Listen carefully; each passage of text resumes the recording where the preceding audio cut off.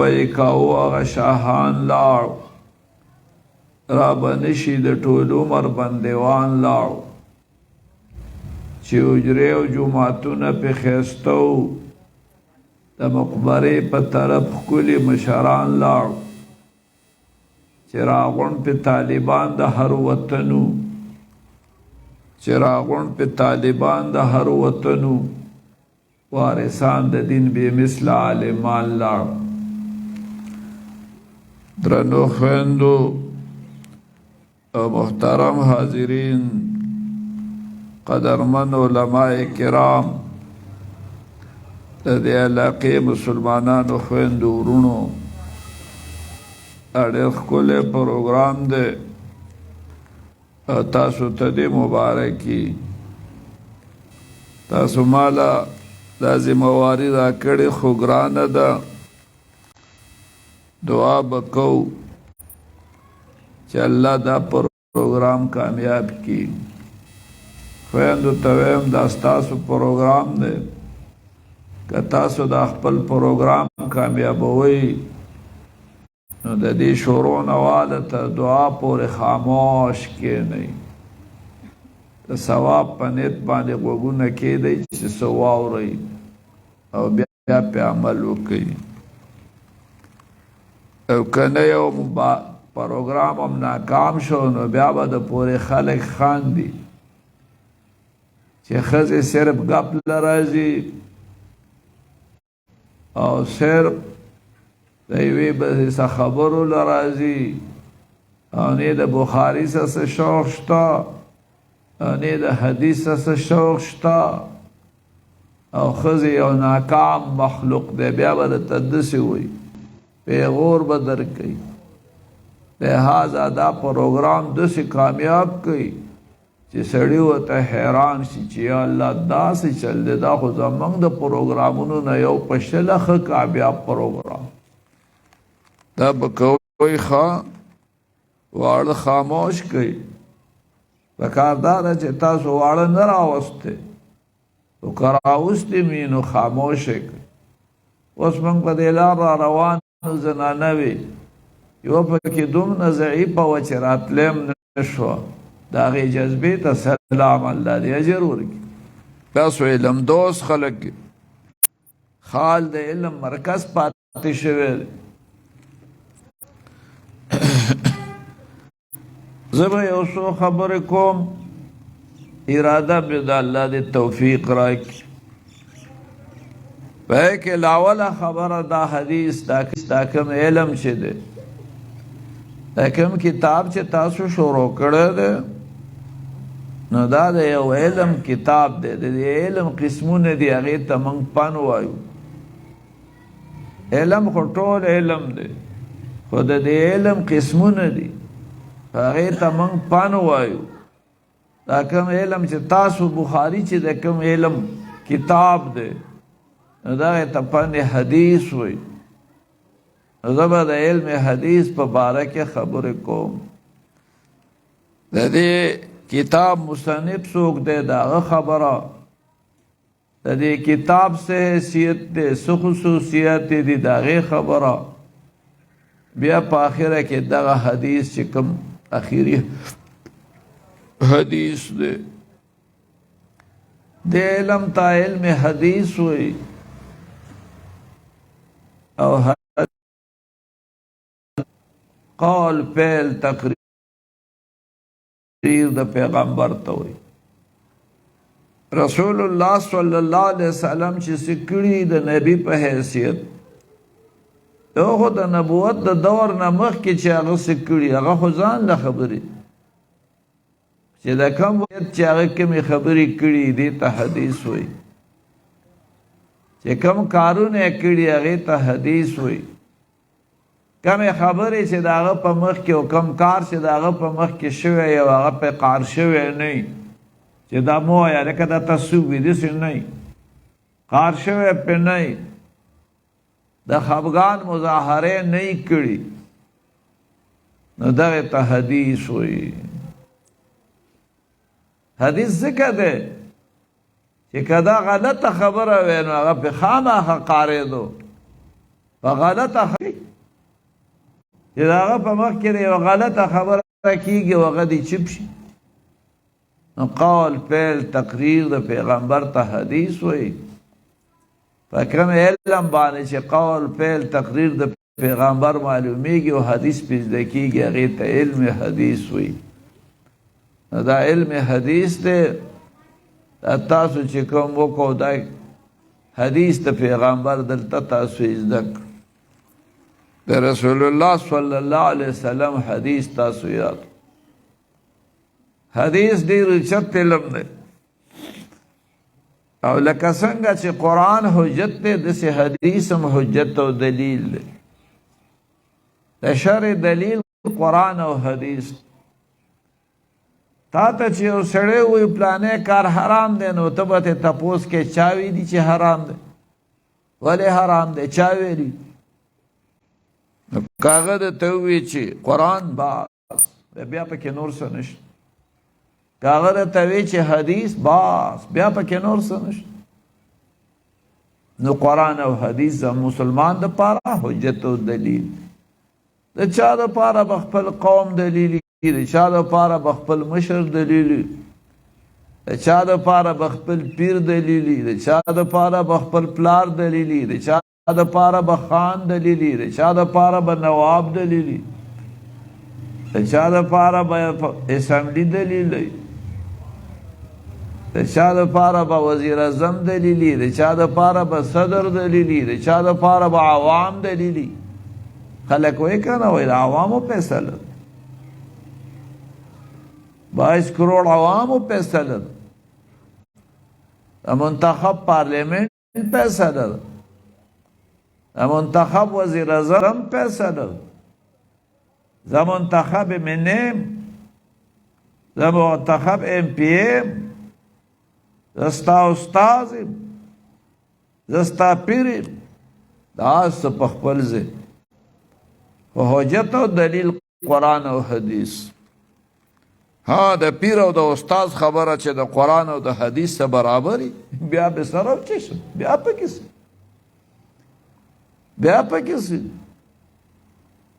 او چې سړی وایي قرآن او حدیث نه پیر سے ملا صاحب نو دغې ته بیا پاپاییت وایي دغې ته بیا مذهبي مشري وایي مولاییت ورته وایي مولاییت دلیل نه دی دا کم سړی چې نه پوهېږي نو به لازما په عالم پسې ځي هغه تقلید بیا صحیح دی د عامي سړي دپاره خو به بیا په دې وجه په مولا پسې یا په پیر پسې نه ځي چې که پیر ورته دنګي زه پسې ورته دنګم که مولا کافر کېږي زه کافر کېږم نه دا چا وي هرګرو خو چې د مولوي صاحب سره او د پیر صاحب سره ملګرتیا کوو په دې روانه چې د اور نه بچ شو نو چې هغه اور ته دنګي زه پسې اور ته ولې دنګم پیغمبر علیه السلام په زمانه کې یو کیس راغی ملګري غزا له تلي یو سړی مشر کړی خدای خبر چې هغه څه چل کو هغه ورته وایي اور بل کوي ملګرو تیز اور بل کوي ویل اوس ور ودنګئ تاسو ته خو پیغمبر ویلي چې د مشر به منئ زه ستاسو مشر سړي حیران شو چې څوک یو پکې هوښیار خو ټولو خو یو پکې زړور ورا گویا شو ویل ملګرو ما خو د رسول الله ملګرتیا په دې وجه کړې او د پلار نیکه دین هم پرېښی چې موږ د اور نه بچ شو نو چې موږ اور ته دانګو نو بیا موږ مسلمانېدو څه ما خو د اور نه ځان بچ کړو قطعا اور ته نه دانګو د رسول الله صلی الله علیه وسلم نه تپوس وکړو چې رال هغه ویل که دغه اور ته یوه پیره تلي وې بیا به ترې ټول عمر نه وی راوتي ګورې انما الطاعة فی المعروف ټیک ده د مشر تابعداري پکار ده په جیز کې په ناجیز کې نه نو په دې وجه باندې پیر استاد د هر څه شته مشر شته مشر خو د چرګانو نه چې یو شان په کونډۍ ورخیږي مشر خو ضروري دی حکومت خو ضروری دی او تابعداري ضروری ده خو په جهیز کې په معروف مرګرو تاسو به استادانو نه اورېدلي علما پکې دي ښه تکړه زمانه ډېر تکړه دي دلته رباط مولوي صاحب و دلته خال مولوي صاحب و دلته ماندیش مولوي صاحب و دلته کاټن مولوي صاحب و ډېر غټ غټ علما د خال پاتې شوي دي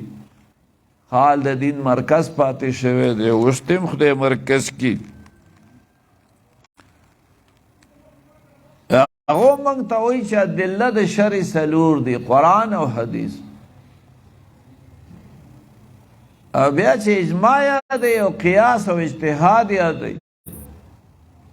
نو قیاس او اجتهاد ټیک ده چې حجت او دلیل دی خو هغه هم ګوره د قرآن او د حدیث نه آزاد نه دی د مسلمانانو اجماع او د مسلمانانو قیاس او اجتهاد دا د قرآن او د حدیث نه آزاد نه دی هغه اجماع به معتبره چې د قرآن او د حدیث سره موافق نور اجماعګانې نه او کله که کروڑونو اجماعګانې راشي او اتفاق راشي خو چې د قرآن او د حدیث خلاف یې هغه نه ده منو که دا ټوله دنیا اتفاق وکړي چې د دې نه پس شراب جایز دی نو دغه اجماع به صحیح نه که دا ټوله دنیا علما اتفاق وکړي چې د دې نه پس سود جایز دی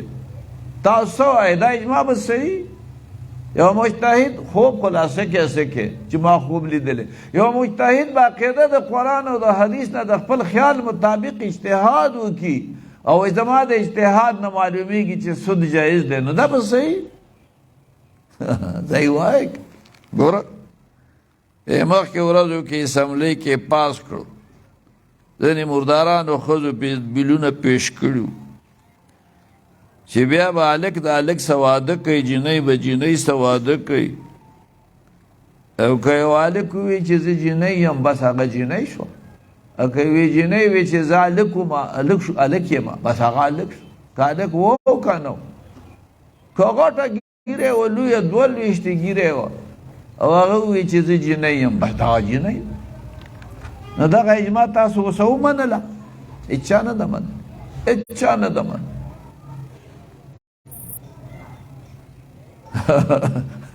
هلک به جینۍ کېږي او جینۍ به هلک کېږي څه شپې شرمونه دا خلک وشرمول خوار سو دا د امریکې نه دا هدایات راځي او خلک وایي امریکا ډېر اوچت خلک دي ځکه چې اسمان ته ختلي سپوږمۍ ته ختلي سپوږمۍ ته نه جهنم ته دې لاړ شي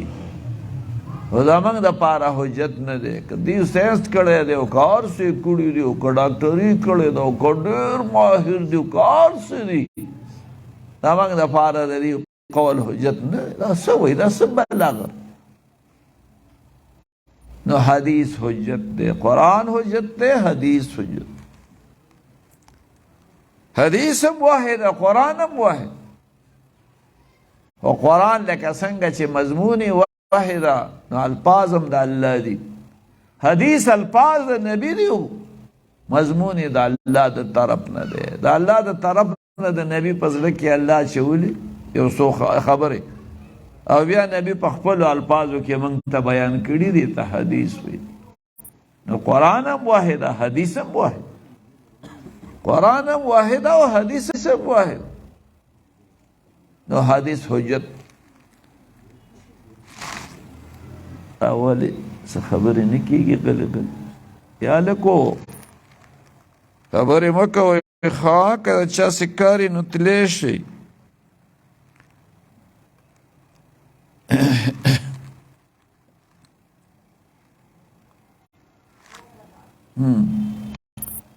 سم خیال حدیث حجت دی اوس ځینې خلک وایي چې نه حدیث حجت نه دی نو دی له بیا کتابونه ګورئ که نه خوان نه شو مولانا مودودي صاحب د یو دې ته پرویزیان وایي دا حدیث چې نه مني هغې ته پرویزي وایي او چې د نبوت د نبی علیه السلام ختم نبوت نه مني چې په نبی باندې نبوت ختم شوی دی او د هغه نه بل نبی نشي راتلی دا نه مني نو هغه ته قادیانیان وایي قادیانان هم کافر نو پرویزیان حدیث نه مني او دا هغو ډېر دلایل دي خو ما درته وی کتابونه ګورئ مولانا مودودي هغه یو پرویزی سره قلمي مناظره کړې وه یعنی ده به ورته خبرې لیکلې هغه به جواب ورکاو هغه به لیکلې ده به جواب ورکاو او هغه د حدیثو په شکل کې هغه د کتاب په شکل کې اوس چاپ شوی دی ملک هغه ته څه نوم وایي څه نوم ورته وایي مولانا مودودي چې د پرویزي سره مناظره کړې ده او ګټلې ده تی او اوس چاپ شوی دی هغه کتاب ته څه نوم وایي د خال خلک جماعتیان دي مطالعه کوي دا ستاسو هغه مطالعه ده ګوره دی مولیانو تاسو وایي څه ورته وایي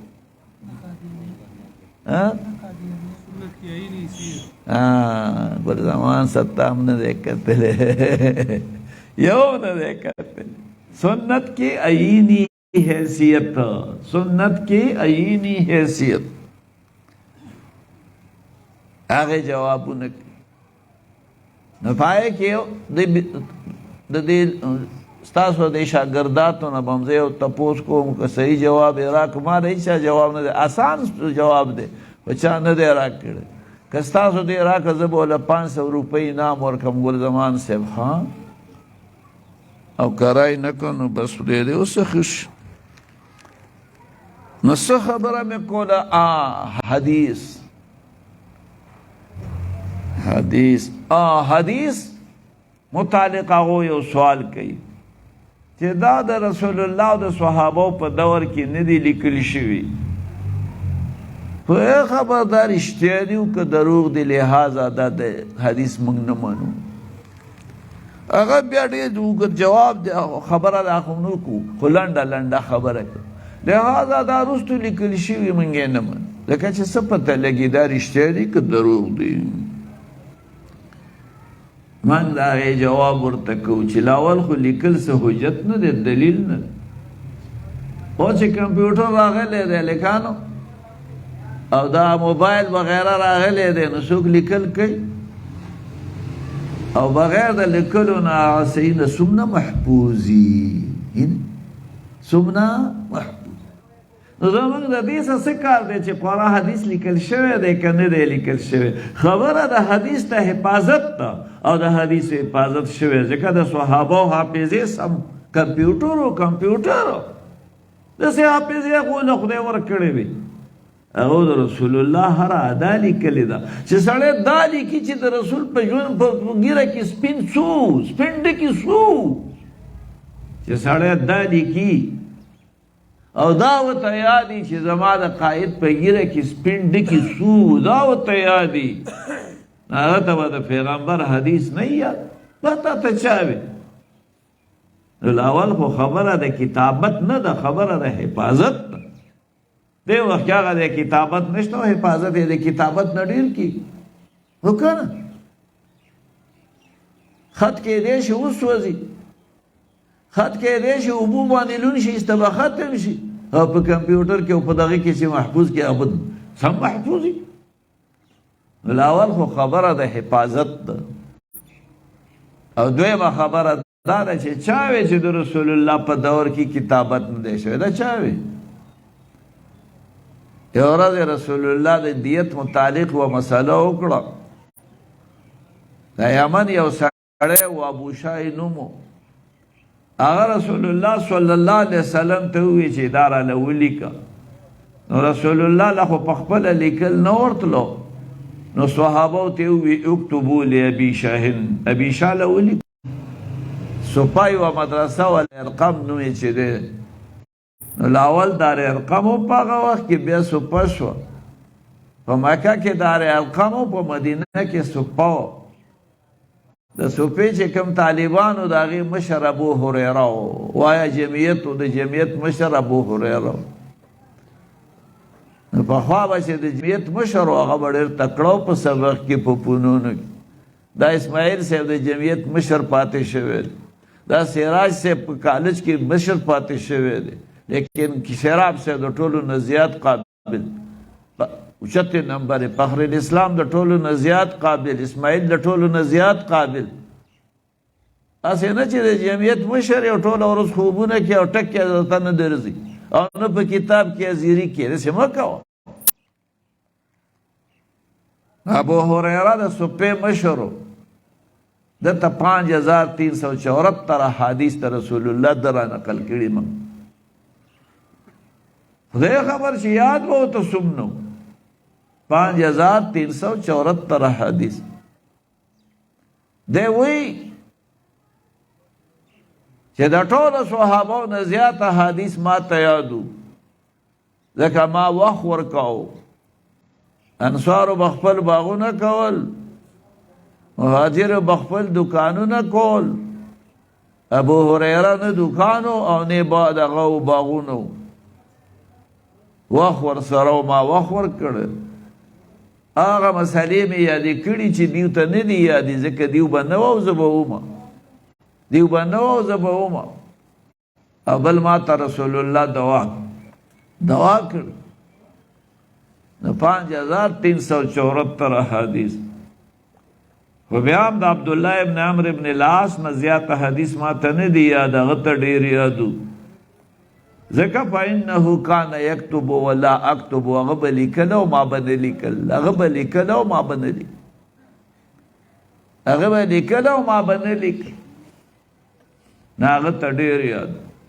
نو ته وایې د رسول الله په دور کې لیکل نه دي شوي داسې دي د صحابو په دور کې لیکل نه دي شوي داسې دي فإنه کان یکتب ولا اکتب هغه سوال چې مې کاوه هغه دا دی جنکو ته وایم بچیا توجه ورته وکړئ جواب به راکوئ خو استادان یې به جواب نه راکړ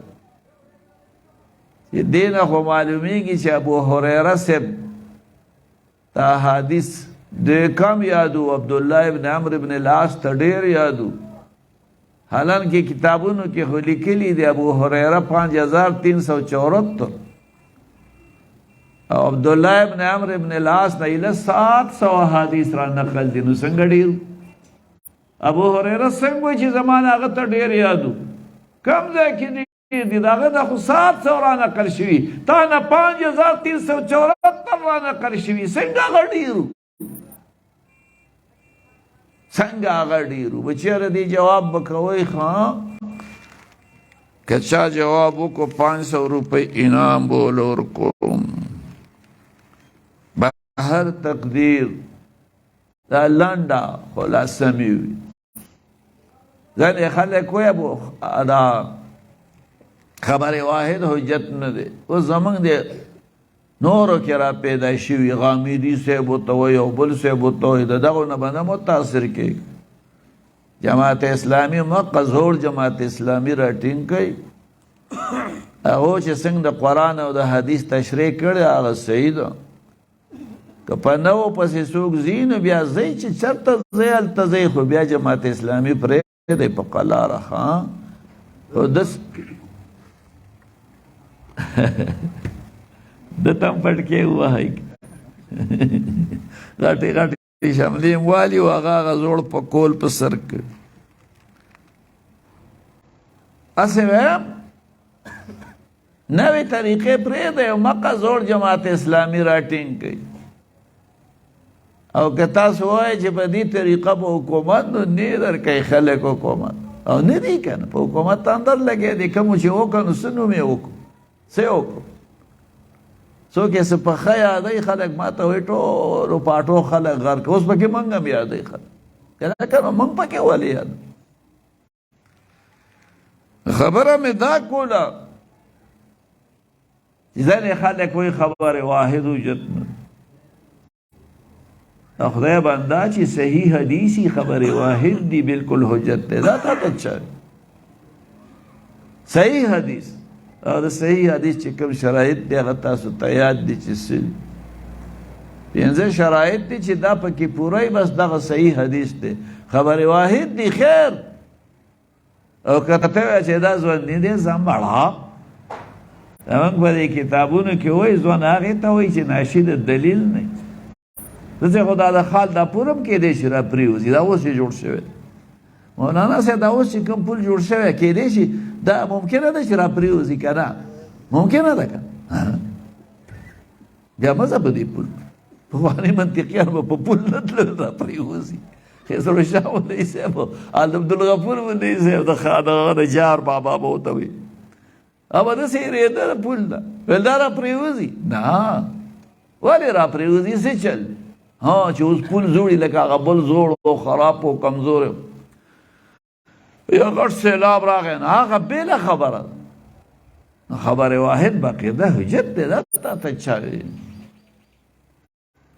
البته تاسو دا سوال کولی شئ چې په حدیثو کې دا ذوق د کومې راغی، دا قسمونه پکې د کومې راغلي. دا سوال کولی شئ که نه که د علم سره هم شو. قرآن کې خو قسمونه نشته، خو یو شان قرآن دی هدایتونه دي. نو چې قرآن کې قسمونه نشته نو حدیث کې دا قسمونه د کومې راغلي. خبره دا ده چې قرآن خو ټول په تواتر ثابت دی. تواتر دی ته وایي چې د دروغ امکان پکې نه وي. لکه تاسو ټولو به لندن نه یې لیدلی که نه؟ تا لیدلی؟ تاسو ټولو لندن نه دی لیدلی خو منئ یې شته که نه؟ ولې منئ؟ ځکه یې منئ چې دومره خلک وایي چې لندن شته، دومره ګڼو کسانو ویلي دي چې دا ممکنه نه ده چې دومره خلک دې دروغ وایي. یعنې دقې ته تواتر وایي. نو دغسې ټول قرآن په تواتر ثابت دی، خو ټول احادیث په تواتر نه دي ثابت. نو په دې وجه پکې دا قسمونه دي، خو ټول ضعیف او کمزور هم نه دي. نو په دې وجه پکې قسمونه دي. او هغې کې بیا علماو داسې محنت کړی دی توبه الله دې ول اجر ورکړي محدثینو له ډېر اوچت خلک دومره محنت یې کړی چې صحیح حدیث یې د ضعیفو نه او د موضوعي نه او د دې هر څه نه داسې را بهر کړي لکه د وړو نه چې ویښته را بهر کړي، داسې را بهر کړي. د دې نه پس هم ته وایې چې حدیث ظني دی. زه نه منم. اصل کې د دغه خلکو دا خیال دی چې حدیث خو د قرآن کومه تشریح کړې خو صحیح تشریح کړې. صحیح مفسر د قرآن خو رسول الله صلی الله علیه وسلم او د رسول الله دا تفسیری حیثیت قرآن ثابت کړی دی.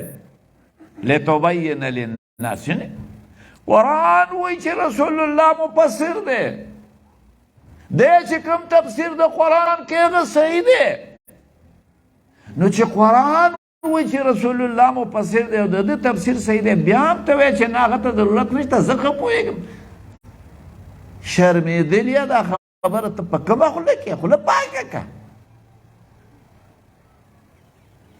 اصل مفسر رسول الله دی د قرآن. دغه تفسیر چې رسول الله کوم د قرآن کړی دی ته حدیث. قرآن تشریح د حدیث قرآن نه ثابت، د حدیث تشریح حدیث د قرآن تشریح ده، دا د قرآن نه ثابت. څوک چې حدیث نه مني دا قرآن نه مني. لتبین للناس نو دا حدیث باقاعده د قرآن تشریح او تفسیر ده او د رسول الله تفسیر د قرآن نه ثابت دی چې دی د قرآن مفسر دی. نو حدیث د قرآن نه ثابت شو. څوک چې حدیث نه مني هغه بیا قرآن نه مني. اصل لګي لہذا د رسول الله صلی الله علیه وسلم په وخت کې کتابت حدیث راغی. اجینه کونه چې کوم تپوس کوم هغه دا دی چې دلته په دې کې وایي چې ابو هریره صاحب د رسول الله صلی الله علیه وسلم نه کوم حدیث نقل کړو هغه لږو اما چې کومه تشریح وکړه او د عبدالله ابن عمرو ابن العاص هغه ډېرو، حالانکې د عبدالله ابن عمرو ابن العاص نه 900 او د ابو هریره صاحب نه 5374. اوس څنګه چل دا جواب به کوئ ښه که تحریري ما ته راولېږئ ښه شابسي. نو حدیث حجت دی. نو ځکه موږ دا دومره کوشش کوو په خپلو مدرسو کې دا ابتدا نه موږ په خپلو مدرسو کې قرآن داخل کړی دی او حدیث هم پکې باقاعده داخل کړي دي. پخوا چې موږ طالبانو نو موږ به د قرآن نه سم یریدو، ول به مه وایه لکه قرآن ترجمه مه کوه خدای دې غر کا، هسې نه غلطه ترجمه وکړي چې ته کافر بشي. نو منطقونه به هم وي، هر څه به هم وي، فقه به هم وي، خو قرآن به هم نه وایه. دا مانکې خیل یو قسم فرقه ده، هغه وایي دا ګوته اوچتول دغه د سنت ده، هغه وایي دا بدعت دی، وایي دا ګناه ده. او داسې سړی چې په مانځه کې ګوته اوچتې هغه ته اشاره کافر وایي. نو په هغو کې چې کوم هوښیار دي هغه یې نه چې حدیث دی، نو هغه بیا د دې دا تعویل کوي چې یاره جي دا ټیک ده چې سنت دي، خو طریقې دی له نه درځي، چل دی له نه درځي، هسې نه چې دویمه ګوته د نه اوچته شي او تبانه شي. یا دا ځینې خلک د جهاد خلاف وي، نو داسې خو نه شي ویلی چې جهاد ښه نه دی، نو یې خوار شوي دا خو بس تیار مرګ دی. اوس که په زړه کې د لږ فرق راغی چېره د نوم دپاره زه جهاد کوم، د پیسو دپاره کوم، او لږ فرق د پړه کې راغی او درز مړ شوې غر کې، لحاظه مه ځه. نه دا غلطه خبره. د یو صحابي نه دویمه ګوته اوچته شوه، رسول الله ته داسې نه وی چې بیا مه اوچته وه، داسې ورته نه وی، ویل وحد وحد یوه ګوته یوه یوه یوه، خو داسې ورته نه وی چې ما ما ما. دقسې د دې خو دا مطلب نه دی. نو په دې وجه باندې حدیث د رسول الله صلی الله انا خبره یې راشو مولي صاحب څه مې وی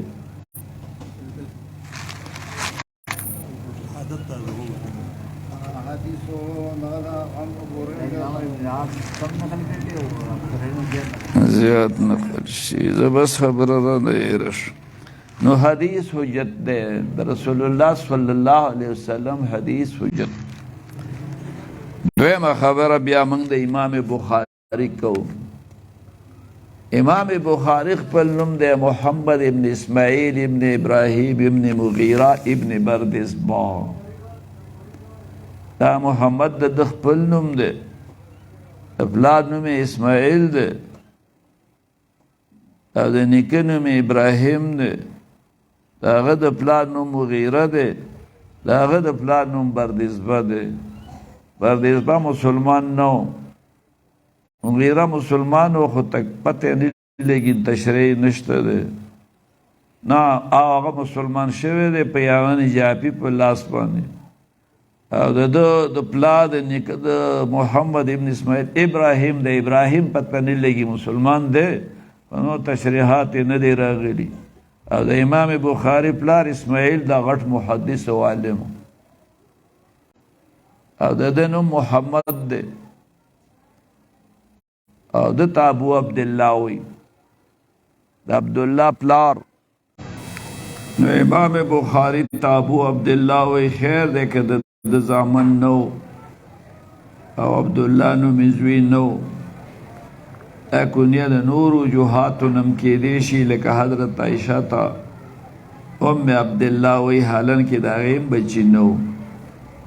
خو د خورۍ په نوم باندې چې عبدالله ابن زبیر دی، د هغې کنیه ده ام عبدالله. امام بخاري پلار په ورکوټوالي مړو، دی یتیم پاتې شوی و، د ټول تربیت د مور کړی دی. انہیں خویندو د خپلو بچو صحیح تربیت وکړئ نو امام بخاري به جوړ شي، او که تاسو صحیح تربیت نه کوئ نو بیا به ترې بل څه جوړېږي، بیا به ترې ډاکوان جوړېږي، غله به ترې جوړېږي، بېدینه خلک به ترې جوړېږي. د بچو صحیح تربیت وکړئ. قو انفسکم واهلیکم نارا، خپل ځان او خپل بچیم د اور نه بچ کړئ. نو د امام بخاري تربیت خپلې مور کړو. دا وړوکی و، د ده نظر سوی و، نو مور به ډېر ژړل. یوه ورځ یو شپې خوب ولید، ابراهیم علیه السلام ورته په خوب کې راغی چې بوډۍ تا ډېر زیات ژړل، زه الله ستا سوال قبول کړو، ستا بچی روغ شو د سترګو نظر یې بېرته ښه شو هغه رښتیا چې سهار راپاڅېده ویې کاته هلک نظر لګېدو امام بخاري مو دا کرامت و د کرامت خاوند و امام بخاري په ورکوټوالي نظر سه داسې وایي چې د ده د حدیثو شوق د ورکوټوالي نه و الهمت حفظ الحدیث وانا په المکتب و زه لا په اسکول کې وړوکی و د لسو کالو دله زبردسته حافظه الله ورکړې وه سم کمپیوټر و خلکو پې ډېر ازمیښتونه کړي وو خو دی یې نو ګیر کړی ځکه حافظه ډېره اوچته وه د ده د حافظې یا نور کمالات موږ نه بیانو صرف د امام بخاري د تقوا ذکر کوو تقوا پکې ډېره زیاته وه بیا د غلطو حکمرانانو ملګرتیا یې نه منله حکومت ښه شی دی حکومت ضروري دی خو چې اسلامي دی وخت کې ډېر حکومتونه دي د مسلمانانو دي خو اسلامي یو حکومت هم په دنیا کې نشته اور حکومت ضروری دی اسلام بغیر د حکومت نه نشي راتلی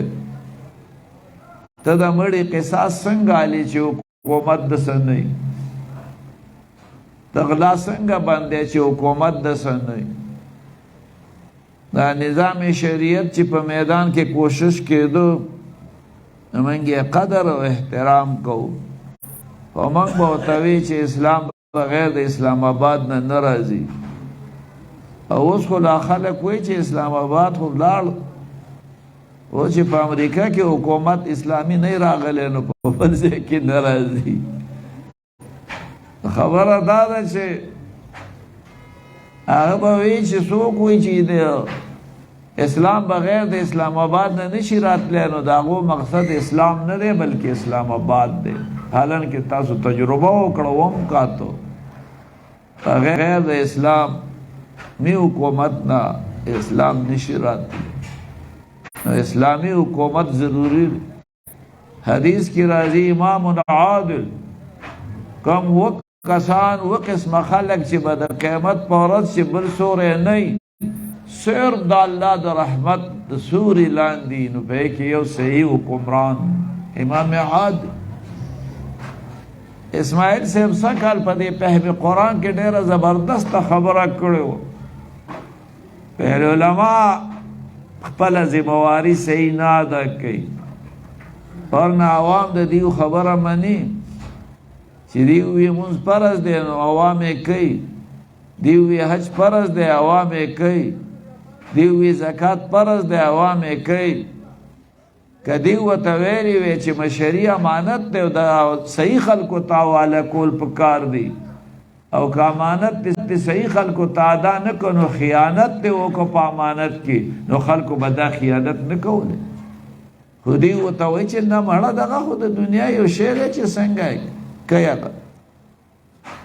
چې څنګه دی وکړو د دغې د اسلام سره څه تعلق د کافر حکومت یې هم خیر دی که د حامان حکومت یې هم خیر دی که د نمرود حکومت یې خیر دی چې ته په خپله صحیح به سر سې ټیک دی سم نشته نو وایي ځکه خلک دغې ته دیني خبر اړوي نو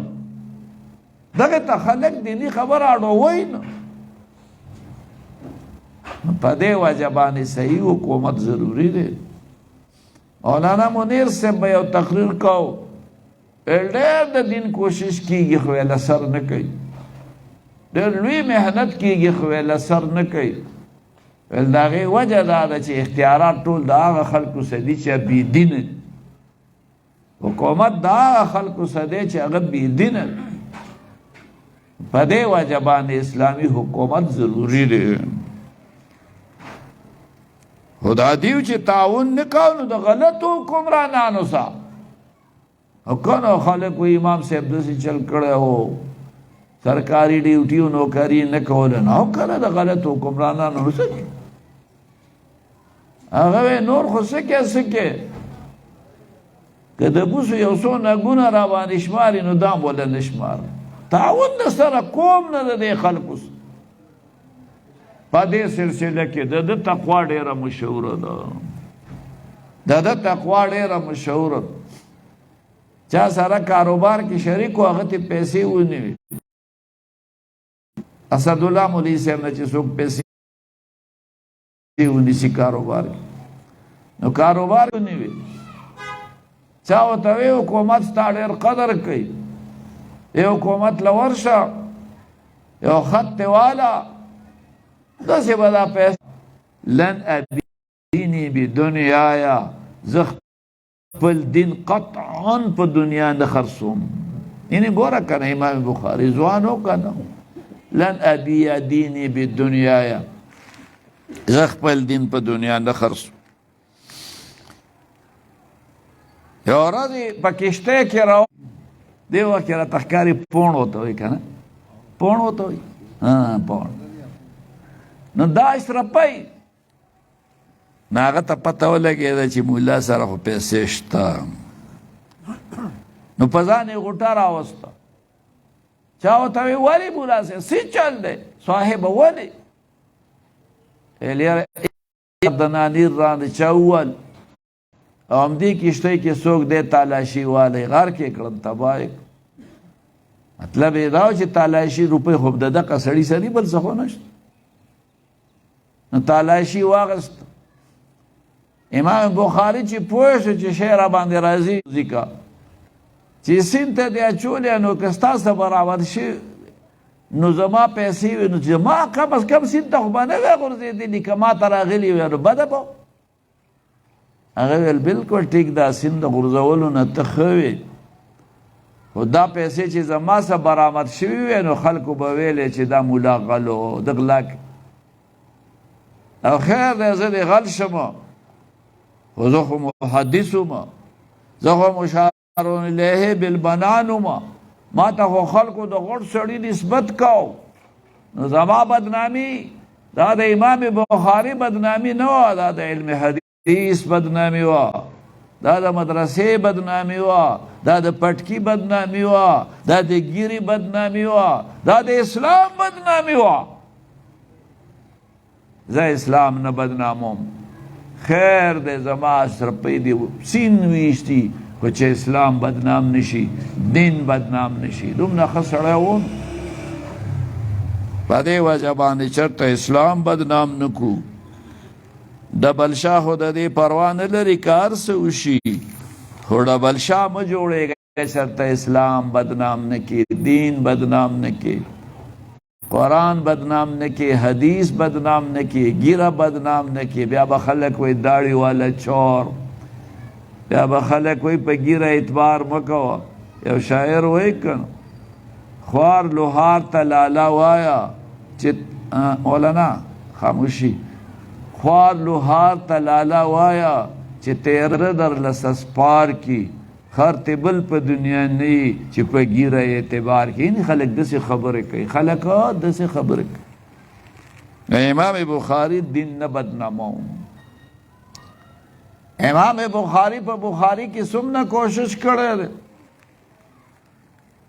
دا به دله راشي امام بخاري چې کوم دی نو دا کتاب لیکلی و بخاري دې ته بخاري وایي ځکه امام بخاري د بخاراو څوک چې د بخارا هغه سړي ته بخاري وایي لکه څوک چې د دیري نو هغه ته دیروجی وایي څوک چې د سواتي نو هغې ته سواتی وایي څوک چې د کابل هغه ته کابلی وایي نو څوک چې د بخارا هغه ته بخاري وایي نو ده ته بخاري ځکه وایي چې دا د بخاراو د کتاب ته بخاري په دې وجه وایي چې دا د تصنیف و یعنې هغه کتاب چې امام بخاري را جمع کړی دی بخاري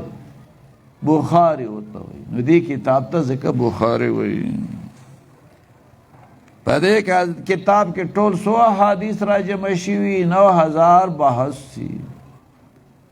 9000 بحثي احادیث را جمع شوي دي اکثر پکې مسندات دي په سند سره ذکر دي او ځینې پکې تعلیقات هم دي ځینې ته متابعات هم وي ټول احادیث د بخاری 9082 احادیث را جمع کړي امام بخاری او دای د 16 د 6 لاکھ احادیثو نه انتخاب کړی دی چڼې کړی او د 16 د 6 لاکھ احادیثو کې چې چڼ کړی دی نو دا په 16 سال کې 14 کاله دا محنت د کړی 14 کاله دا محنت د کړی دی او دا حدیث را جمع کړي دي او مخې ته ایښي دي د دې کتاب امتیازي خصوصیت څه دی د دې کتاب امتیازي خصوصیت درته زه وایم چې یو خو ده خوب لیدلی و چې په خوب کې وایي چې یو ځای کې رسول الله صلی الله علیه وسلم تشریف فرما دی آرام کوي او ما سره به بوزی دی زه به بوزی وهم چې د رسول الله صلی الله علیه وسلم د مخ نه دا مچان وشه نو چې سار را پاسې بیا یې د عالم نه به تپوس کړی د خوب د تعبیر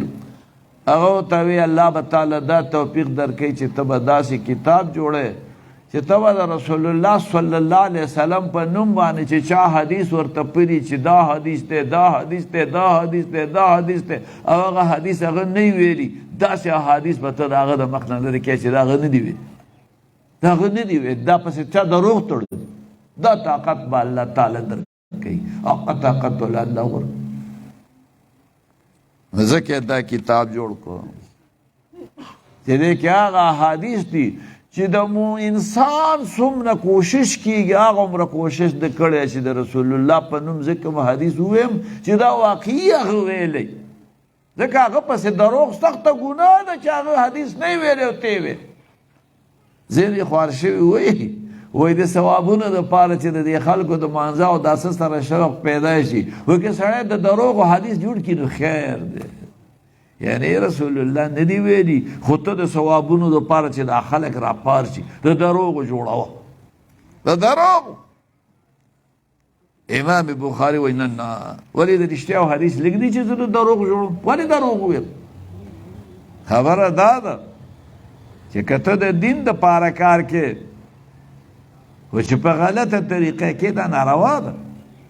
مولانا مودودي په یو ځای کې ویلي تفسیر کې چې مقصد دی صحیح نو طریقه کار بم صحیح چې مقصد دی صحیح طریقه کار بم صحیح وایه کوم ځای کې ویلي ګل زمانه کوم ځای کې ویلي راته ساسې ګپ لګو یاره ته به زبردست عبارت وایه زبردست عبارت به وایو یو سپینګیری بوډا هغه ته دی عبارت وایو که بل چا وایو نو ده به زبردست عبارت وایو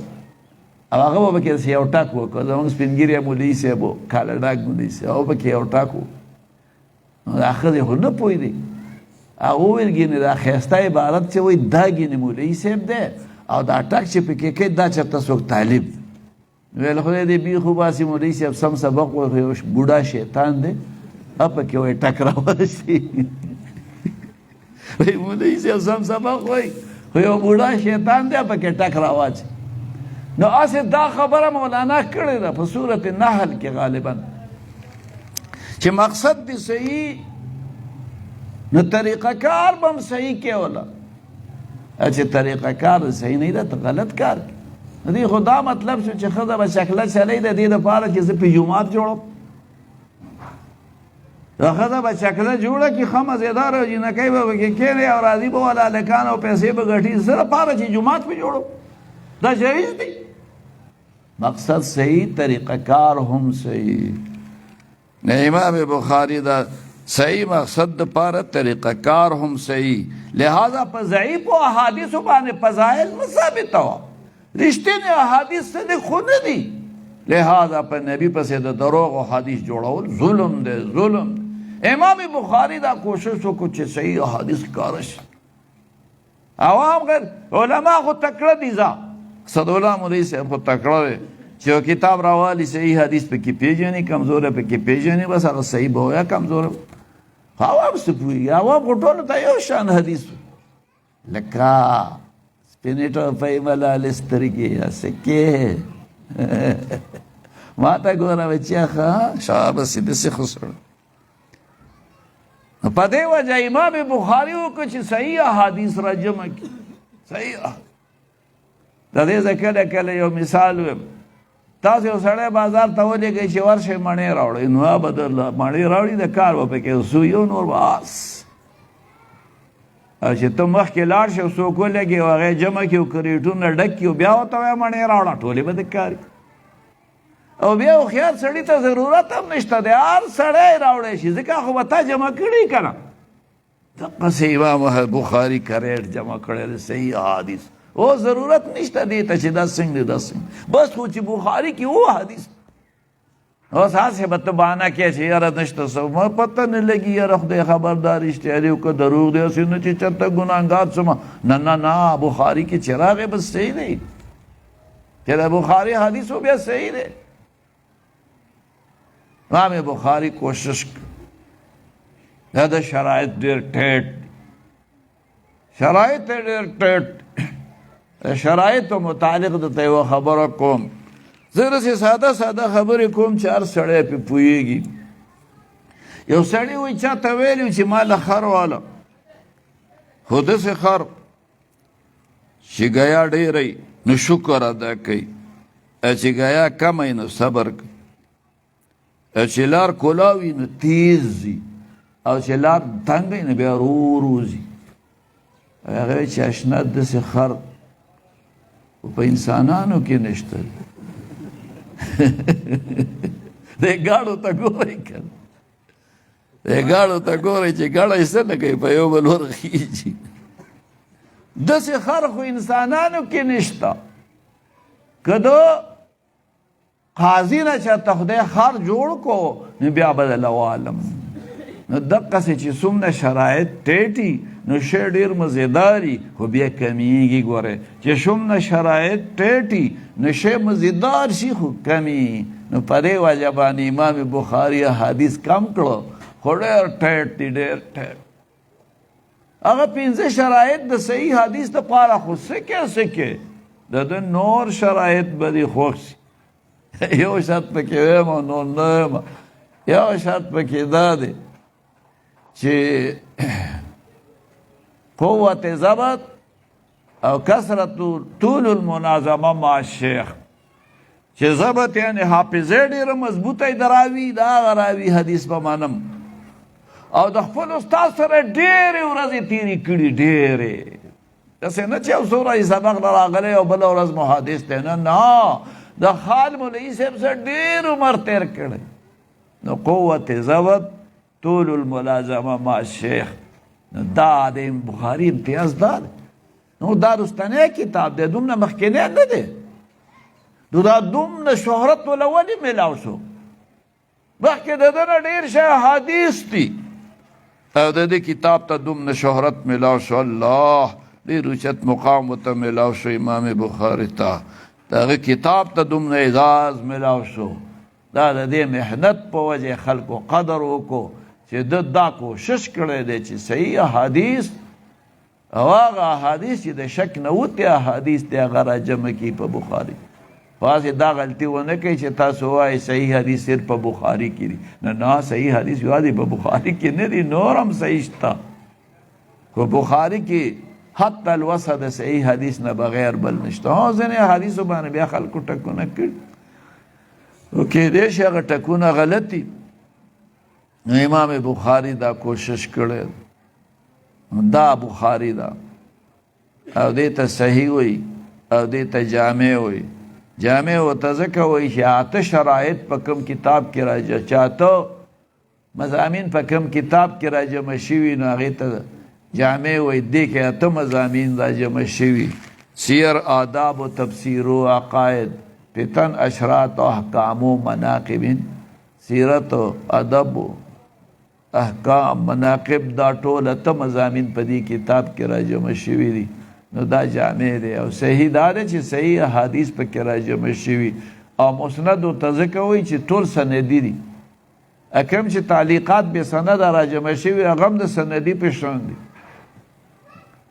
نو اکثر احادیث د دې سندي دي، سند یې ذکر شوی دی. اوس سند دې ته وایي چې ته خبره وکړې دا چا ویلی. لکه مثال په طور زه وایم دا حدیث د رسول الله دی، نو تاسو مانه تپوس کولی شئ چې ولې رسول الله تعالی په خوب کې راغلی تا ته ویلي کنه ته په هغه وخت کې وی تاسو ما ته ویلی شئ چې ته په هغه وخت کې نه وی نو ته څنګه وی چې دا د رسول الله حدیث دی اوس تا ته بیګا او دور شوی او د ته ویلي دي کنه ته په هغه وخت کې وی زه به دا جواب وکړم چې نه په هغه وخت کې زه ومه او نه رسول الله اوس دلته راغلی دی او ما ته ویلي دي ما چې د چا نه اورېدلي هغه د خپل استاد نه اورېدلي هغه بیا د خپل استاد نه اورېدلي هغه بیا د خپل استاد نه اورېدلي هغه بیا د خپل استاد نه اورېدلي او هغه بیا د ابو هریره صاحب نه اورېدلي او ابو هریره د رسول الله نه اورېدلي او دا صحیح دا اورېدل او سما ثابت ده نو بس داسې شو لکه ما چې د رسول الله نه اورېدلي سند دی ته وایي سلسله الروات سلسله الروات تا سند وایي د راویانو سلسلې ته سند نو دا مسند او مختصر او ځکه وایي کتاب ته چې دا د 6 لاکه حدیثونه مختصر شوی لنډ شوی نو جامع المختصر او دا خلکو ته یې ښی دی او حاضر کړی دی او ته امام بخاري ډېر لوی محنت دی موږ ته خلک وایي تاسو ته څوک مولیان نه وایي خلک وایي چې دا د صحابو ګستاخ دي دشمنان دي مولانا مودودي ښه سړی نه دی لکه په هغه پسې خلکو خبرې کړي دي علماو پې فتوې لګولې دي موږ وایي د علماو د فتوو نه څوک خلاص شوي دي په صحیح فتوه وایه نو د الزاماتو نه څوک خلاص شوي ابن تیمیه ته خلاص شوی شاه ولی الله ته خلاص شوی ابن قیم ته خلاص شوی شاه اسماعیل شهید ته خلاص شوی سید احمد شهید ته خلاص شوی وایه کنه کم یو ته خلاص شوی ته راته ما یو کتاب کتو پای کې لیکلیو چې سید اسماعیل شهید وایي چې ان لیوات التسبیان مباح بچه بازی جائز ده الله سید اسماعیل شهید به دا وایي دا مجاهدین چې دلته راغلیو په بالاکوټ کې قبرونه دي د خپلو مسلمانانو د سیکانو ملګرتیا کړې او وجلیو هغه مجاهدین او دغه خلک چې هغه وجلي هغه کومه ګناه کړې ما ته چا وی په مینۍ کې خلکو وجلي او بیا به پیسونه ګرځول او بیا به ورته وی چې ته به بیا د مانځه خبرې کې هغه مړي ته بیا وی ته به بیا د مانځه خبرې کې دا فتوی د فتو نه څو خلاص امام بخاری د فتو نه نه دی خلاص مولانا مودودی سے متعلق واپس سے وکړ کوم یو کمالو چې خدای ته ورسولی نه وی کوم یو کمالو چې خدای ته ورسولی نه وی خو داسې عالم او حاکم نو چې دردولی نه وی نو دا فتوی په دم لګېدلې په ده باندې قسمه قسم فتوی لګېدلې وي هغه هر څه چې و خیر یو عالم په فتوا لګولې و او غټ محدث و او د ده کلاس پیلو هم و استاد هم و بیا په یو حکومت هم فتوا ولګوله حکومت د مولیانو نه فتوی واخیستې د هغه هم ورسورانه شو او ته وی چې راځه ما ته بخاري وایه په دفتر کې زه وی ده وی زه علم په حکمرانانو پسې نشم ګرځول زه علم په افسرانو پسې نه ګرځم که د چا د علم شوقي جومات ته دې راځي مدرسې ته دې راځي زه دفتر وله نه ځم بیا ویل زما بچو ته سبق وایه خو څوک بل څوک به په هغه کلاس کې نه پرېږدی ویل نه ولې ستا بچی د اسمان نه راکوز شوي دي چې د خان د پاره به یو قسم اسکولي او د غریب د پاره به بل قسم اسکولي او د غریب بچی به د خان په شان سبق نه وي ولې څه چل دی نو بس د هغه ورسورانه شو د کرایې علما فتوا پروش علما خو ډېري د هغو فتوې یې حاصلې کړې امام بخاري غریبیت تنګ کړو دومره تنګ کړی چې بیا هغه د خپل مرګ سوال وکړو تاسو به وایئ چې د مرګ سوال خو ناروا دی نو ده ولې د مرګ سوال کوو داسې سوال به نه یې کړی چې خدایه ماله مرګ راولي داسې سوال به یې کړی چې دا ژوند خو ما ته ګران شو، کیدای شي زه ایمان حفاظت ونه کړم، او هسې نه چې د ایمان نه خلاص شم چېرته، نو یا الله ما ته خطره ده، په دې وجه باندې زما مرګ راولې. نو بیا وایي بیماري پرې راغله او دوره پرې راغله او ډېره خوله ترې وبېده او بیا وفات شو. او د ده کرامت و د کرامت اثارو چې بیا به د قبر نه خوشبویي تله، نو خلکو به هغه خاورې وړې، نو خلکو سره یره پیدا شوه چې دا خو دا مړی به ښکاره شي که دا خاورې داسې دا خلک وړي. نو بیا علماو سوال وکړو چې الله دا کرامت یې پټ وساتې، نو بیا هغه سلسله ختمه شوه. امام بخاری 154 میں کې پیدا 54 میں کې پیدا شوی دی، 256 کې وفات شوی دی، د 60 سال په عمر کې. الله دې پې رحم وکړي. دا د دې مختصر غوندې تعارف و. دا اوس اخري حدیث دی او دا امام بخاری چې کوم کتاب مرتب کړی نو ټول مضامین پکې شته. شروع یې د ایمان نه کړی ځکه بغیر د ایمان نه هېڅ عمل نه قبلیږي. بیا عبادات هم بیان کړي، معاملات هم بیان کړي، نکاح هم بیان کړي، فضائل هم بیان کړي، غزات او مجاهد جهادونه چې رسول الله صلی الله علیه وسلم څومره کړي، کتاب الجهاد او غزوات هغه هم بیان کړي. د هغې نه پس بیا په آخره کې کتاب التوحید ته راغی. نو دا اوس چې کوم حدیث دی دا د کتاب التوحید اخري حدیث دی. دې کې باب الرد علی الجهمیین، په بدعتیانو باندې رد و. هغه وخت کې ځینې بدعتیانو بل شان بدعتیانو خو مسلمان ورته خلک وایي، کافر ورته نه وایي. ارقاد کې په یو ځای کې لیکلي چې یو لزوم الکفر دی یو التزام الکفر دی. علما په دغې پوهېږي چې لزوم کفر کفر نه دی او التزام کفر کفر دی، خو خلاصه دا ده چې اگر که دا مبتدعین لکه خوارج شو، روافض شو، معتزله شو، دارنګې نور جهمیه، قدریه، جبریه او ډېر شی فرقې پیدا شوي وي،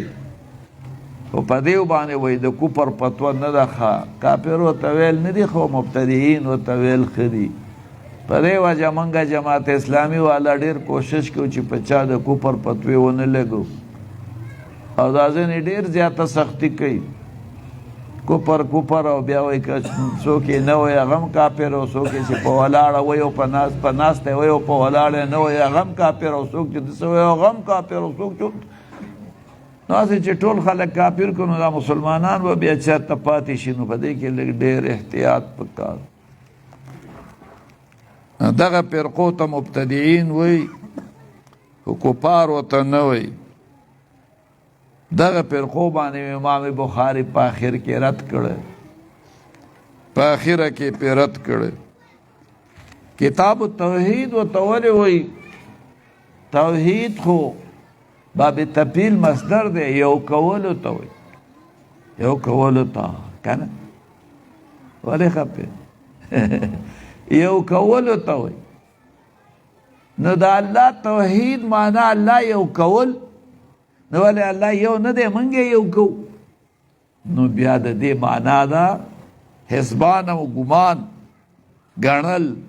دا هم یو خصوصیت دی، خالب العیسې به طالبانو ته وایي ګڼل. نو بیا د توحید معنا ده الله یو ګڼل. یا لکو الله خو یو دی،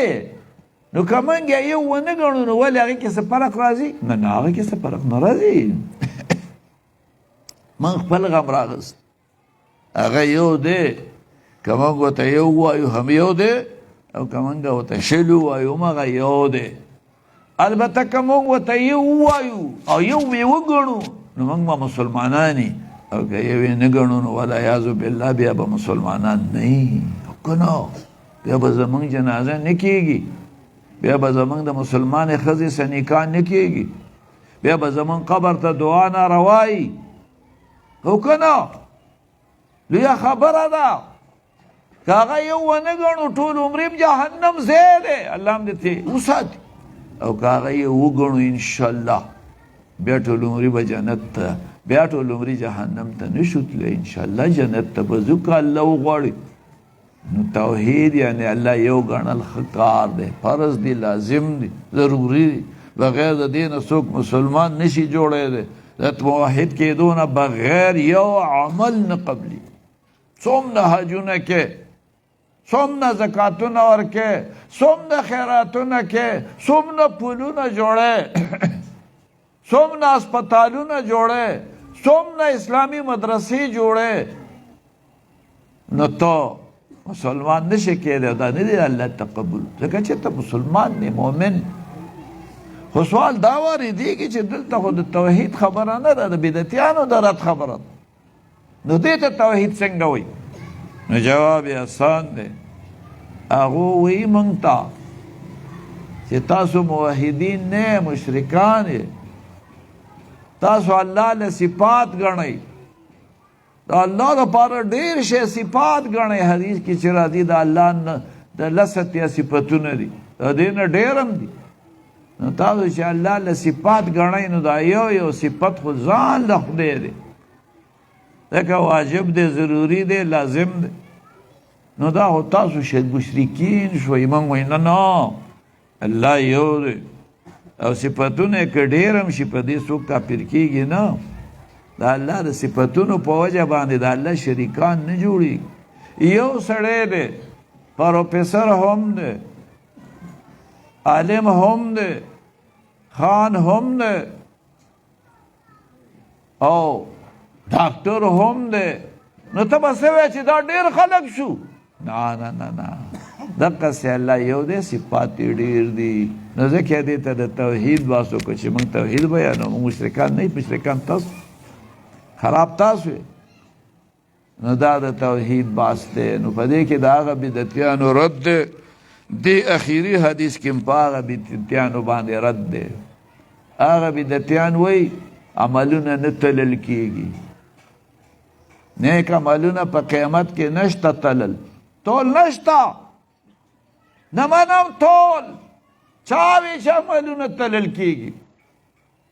یا لکه دا احادیث څه وایي دا آیاتونه څه وایي دا وایي د دې مطلب دا دی چې عدل به کېږي انصاف به کېږي د تول معنا دا ده داسې نه چې تلی راغستی دی ځه مړه دا معنا وایي چا کړي انصاف به کېږي عدل به کېږي یقینا به کېږي خو تول نشته وایي ځکه عمل خو عرض دی عرض نشي تلل کېدی عرض نشي تلل کېدی دا پټوانو بس ملګري ښه عرض دی عرض نشي تلل کېدی او که نه لکه یو ته یو ستا قابلیت دی نو تا خو تللی شو قابلیت خو نه تلل کېږي قابلیت څنګه تللی ده قابلیت خو په تا پورې قایم دی ستا نه بغیر قابلیت څنګه تللی قابلیت نه تلل کېږي اعراض نه تلل کېږي موږ ورته یو جواب هم نه کوو هغه پخواني جوابونه هم ښه صحیح خو هغه د هغه وخت مطابق ډېر ضروري و او چې زمونږ د هغې نه بغیر کار کېږي نو څه دی وایي موږ وایي اعراض هم تلل کېږي اعراض هم تلل کېږي ګرمي عرض دی که نه تلل کېږي ترمامیټر باندې تلل کېږي ته به که نه تلل کېږي عرض دی تلل کېږي یخنی تلل کېږي شوګر تلل کېږي بلډ پریشر تلل کېږي د ګاډي مزل تلل د ګاډي مزل تلل کېږي تا ته چې وایي بجلۍ کې دې غلا کړې که نه ته کې نه که دا ښه خلک دی دوی بجلۍ کې غلا نه بجلۍ کې دې غلا کړې څومره غلا دې کړې دومره عرض دی که نه هغه دی وتلل شو چا وی چې اعراض نه تلل کېږي چا وی چې اعراض نه تلل کېږي امام بخاري په رد کې اعراض تلل کېږي لہذا اعمال تلل کېږي یعنی رد یې وکړه څومره زبردست رد یې وکړه باب قول الله تعالی باب دی په بیان د دې قول د الله تعالی کې چې ونزع الموازین القسط لیوم القیامت موږ به کیدو تلې د انصاف د قیامت په ورځ د قیامت به موږ د انصاف تله کیدو هغه به تول نو د انصاف تله څه لږ دی خو ټول نه که نه نور پسې کې وان اعمال بني آدم وقولهم یوزن او د بني آدم عملونه او د بني آدم خبرې به هم تلل کېږي د قیامت په ورځ او چې ښه کارونه دې کړي او نو د نیکۍ تله دې درنه شوه جنتي وي چې خراب کارونه دې کړي او د بدۍ تله دې درنه شوه جهنمي وي اعمال د بني آدم او ویناګانې د بني آدم تلل کېږي ثابت یې کړ د آیات دی اوسو زه کله کله طالبانو ته ویم امام بخاري ته مقامات جوړ کړو نو دی کله کله پکې دا صرف او نحو سم جامع علم وکړ دا صرف او نحو هم پکې سم راواچ نو دلته پکې یو ټکی د قسطاس یا د قسطاس راغی نو چې د قسطاس یا د قسطاس راغی یا قسط پکې راغی نو لفظ د قسط پکې راغی قاف سین توی نو اوس دی سمه تشریح کوي قسط قاف سین توی نو اوس د دې سمه تشریح کوي نو په قرآن کې قسطاس ټکی هم راغلی وزنو بالقسطاس المستقیم نو قرآن کې خو معنا دا ده په صحیح تله تول کوئ په صحیح تله تول کوئ خو دی پکې وایي چې مجاهد یو مفسر دی هغه وایي چې دا قسطاس یا قسطاس عدل ته م وایي خو په انګریزۍ کې په رومۍ کې دا عدل ته وایي په رومۍ کې عدل ته اوس به تاسو وایئ چې په عربۍ کې په قرآن کې دا روم ټکی د رومۍ یا انګریزۍ لفظ څنګه راغی نو دا ځینې ټکي شریکي ها تنور یعنی تنور ښه دی چې دا تاسو به لږ لږ وږي شوي نو خوشحاله به شي تنور چې ډوډۍ پکې پخېږي نو تنور په قرآن کې هم ورته تنور وایي وفارت تنور عربي ده پښتو کې هم ورته تنور وایي اردو کې هم ورته تنور وایي شریک دی نو کېدی شي قسطاس ټکی د انګریزۍ دی خو په عربۍ کې هم استعمال شوی دی په انګریزۍ او په رومۍ کې عدل ته وایي انصاف ته وایي او په قرآن کې د تلې په معنا استعمال شوی دی اوس یو بله مسله دا لږه ګرانه ده دې څه به څه کوو یاره دا مشکله ده عام طور سره مجرد ورته وایو مزید ورته وایو ضربه مجرد ده خرجه مجرد ده اخرجه مزید ده خرجه مجرد ده اوت نکل گیا اخرجه نکال دی این اخرجه نکال دی نو خرجه مجرد ده اوت پلانه سړی د دې ځای نه لاړ اخرجه ویست ویشاړه د دې ځای نه نو مجرد خرجه ده باب افعال مزید ته چې نقل شو اخرجه شو نو معنا مغه خروج ده خو په مجردو کې وتل او په مزیدو کې استل تر دغه فرق دی نور خروج دی خو دلته په قسط کې هغه شی نه دی په قسط کې بالکل تضاد دی د دواړو د مجردو د مزیدو باقاعده تضاد دی قسطه چې مجرد شي نو ظلم ته وایي اقسطه چې مزید شي نو انصاف ته وایي ان الله یحب المقسطین انصاف مجرد قسطه واما القاسطون فكانوا لجهنم حطبا ان قاسطون د جهنم خوراک نو ګوره قاسطون مجرد د اسم فاعل ده مقسطون مزید د اسم فاعل ده مقسطون معنی انصافدار خلق قاسطون معنی ظالمان بالکل تضاد ده مجرد یو معنی د مزید و بل معنی او بیا پکې د تضاد معنی تصیرات لیش مصدر غالبا د دواړو یو ده خدا به د قرائنو نه معلومه چې په کوم ځای کې عدل معنا ده او په کوم ځای کې ظلم معنا ده دا به د قرائنو نه معلوم او کېدای شي فرق قسط په انصاف ظلم انصاف ته وایي او قسط بیا عدل ته وایي یا قسط خو ما ته شریک ښکاري د دواړو ما ته شریک ښکاري د دواړو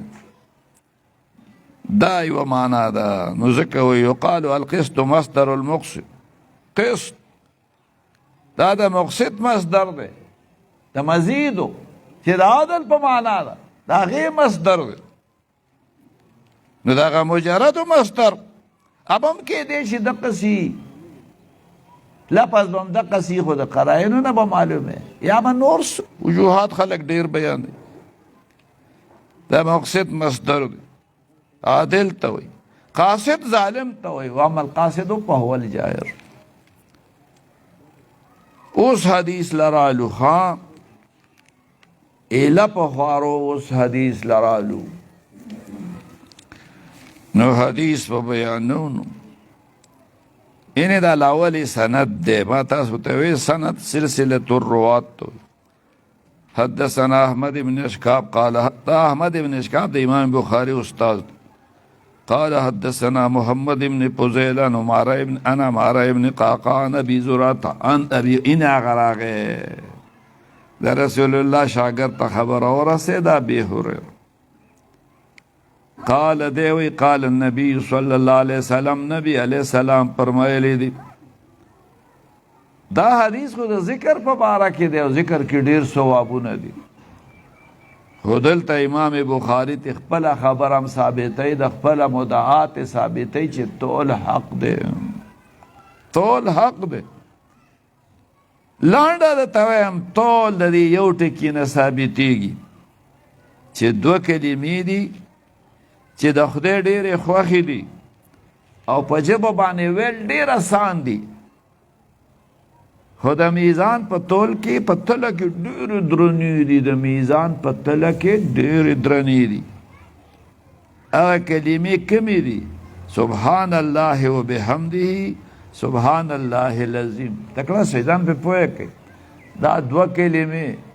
چې سبحان الله وبحمده سبحان الله العظیم دا دو کلمې دا خدای ډېرې خوښې دي په ژبه ډېرې اسانې او سپکې دي خو د میزان په تله کې درنې دي د کم ټکي نه دا حبیبتان الی الرحمن یو صفت خفیفتان علی اللسان دو صفت ثقیلتان فی المیزان دریم په دې دریو صفتونو کې د کم ټکي نه د امام بخاری مساله ثابتېږي وایا وایا کنه وایا وایا ثقیلتان فی المیزان کنه نو اسانه خبره ده او تاسو نه وایئ یاره خو دومره اسانه خبره هم تاسو نشئ ویلی د دې ثقیلتان فی المیزان نه ثابتېږي که نه د دې ثقیلتان فی المیزان ټکي نه ثابتېږي چې د قیامت په ورځ باندې د عملونو ټول حق دی نو چې ټول نه نو څنګه وایي چې د میزان په تله کې دا دوه جملې ډېرې درنې دي چې ټول نشته نو څنګه وایي چې د میزان په تله کې دا دوه جملې ډېرې درنې دي وګوره دومره اسانه خبره اوس که د دنیا خبره وی نو تاسو ټول وزیران یې خو دې سلسله کې توجه نه ورک د مولیانو کار سبحان الله وبحمده سبحان الله العظیم دا خفیفتان فی المیزان د دې متعلق چې په ژبه څنګه درنې اسانې ځینې ټکي اسانې په خوله ویل ځینې ډېر ګران زه په پښتو کې یو ټکی ویم ډکه ډیوه تیل ټول ټال توی شو ووایه څومره دروند دی ډکه ډیوه تیل ټول ټال توی شو نه ویل کی او ډوډۍ راوړه څومره آسان سړی کاندي په خیر علی جی اسلام علیکم کین دا زمونږ سابقه شاګرد او دا ډېر قابل انسان شابسي نو دا دې متعلق زه ویم کله کله پخوا یو سړی و او ډېر تکړه سړی و او عرب و او په هغه چېرته بلډ پریشر به لو شوی و پخوا به خلکو یې صفرا پې راله نو بېهوشه شوی و نو خلک ورته راغونډ شوي وو نو هغو به چا به په دې غوږ کې چغې والې چا به له غوږونه تاوهل چا به څه کول چې دا رایښ شي نه چې په خود شو نو د خلکو ته وایي وایي تکعکعتم علی کتکعکعکم علی ذی جنة افرنقعوا معنا یې دا ده تاسو خو په ما داسې راغونډ شوي ته به وایې زه لیونی یم ورک شئ ځئ خو دا ټکي دومره ګران او ناشنا و چې هغه عربو ته هم پته نه وه عربي و او هغه هم عربي و خو هغو دا ټکي څه ته نه اورېدلي و درانه و ګران کوم شی چې ګران وي نو د هغې استعمال څوک نه کوي که نه او که نه خبره خو د دې دپاره ده چې د یو بل په مقصد ځان پویه کړي نو چې ګرانې خبرې د هغه خو خبره په خپله ګرانه ده نو بل به پسې پویه کړي نو دا استعمال خلک کم کوي نو په استعمال کې نو چا نه اورېدلي نو خپلو کې وایي دعوه فإن شیطانه یتکلم بالهندیة عظیم مړه دا چېرته د انډیا سړی دی او پیری پکې ورننوتی دی هغه پیری د انډیا دی او دا په اردو کې خبرې کوي په دې موږ نه پوهېږو ځای چې ځو حالانکې پیری میری هم نه و او د انډیا خبره هم نه وه باقاعده عربو خو خبرې ګرانې وې نو دا خبرې په خوله باندې ډېرې سپکې دي خفیفتان علی اللسان دمه د دې تسبیح متعلق درته خبره کوم د تسبیح معنا الله پاک ګڼل زه کله کله یو مثال ویم دا زنانه دي نو دیو ته مثال ویم موږ غریبان اوس هم موږ غریبان خو پخوا په پردۍ کوټه کې اوسېدو او په میره کې وو او هلته به کچه کوټې وي دا خال خو ټول اوس داسې دی چې کچه کوټې او موږ به په کوټه کې دننه اور بلاو او ستاسو خو سیړی سیځئ او زموږ سیړیګانې نه وې د ګنو دا پاڼې دي دې ته پتری موږ وایو هلته په پتری به م اور بلاو داسې لوګي به یې کول دا کوټې دا چت به داسې تک تار نو زما والده وخت دې وبخي چې د اختر به را نږدې شو نو هغې به خوا کې داسې تکړه ورته موږ وایو سپینه خاوره یې ابې راوړه ابې ګړوبې کړه نو لاول به دا کوټه په کانټه باندې وڅنډله صفا به یې کړه بیا به پرې ګړوبې ولګاو نه کوټه به ښایسته شو داسې خوند به یې کوو موږ به ورته خوشحاله وو اختر ته به خوشحاله دعانې به چا نه راکولې په اختر کې موږ به ورته داسې خوشحاله د اوسني خوراکونو کې که ستاسو خیال یې خوند نه نو دا ډېر شو هغه وخت کې به نه و کم به نو موږ به دا مینچې به ورته موږ ویلې خپله به م د دې وړو نه جوړې کړې وې او هغه به م خوړې و داسې به ورته خوشحاله و نو د هغې نه ما د دې تسبیح او دا معنا یاده کړې ده لاول تور کې مور کې لرې کول دې ته تخلیه وایي او بیا ورته سپینه خاوره او یا ښایسته رنګونه لګول دې ته تحلیه وایي خیسته کول نو دقسې د تسبیحاتو مثال هم دی لاول د الله متعلق دا خبره کول چې د هر عیب نه هغه پاک دی د شریک نه پاک دی د عجزۍ نه پاک دی د جهالت نه پاک دی د کمزورۍ نه پاک دی د ظلم نه پاک دی د هر عیب نه پاک دی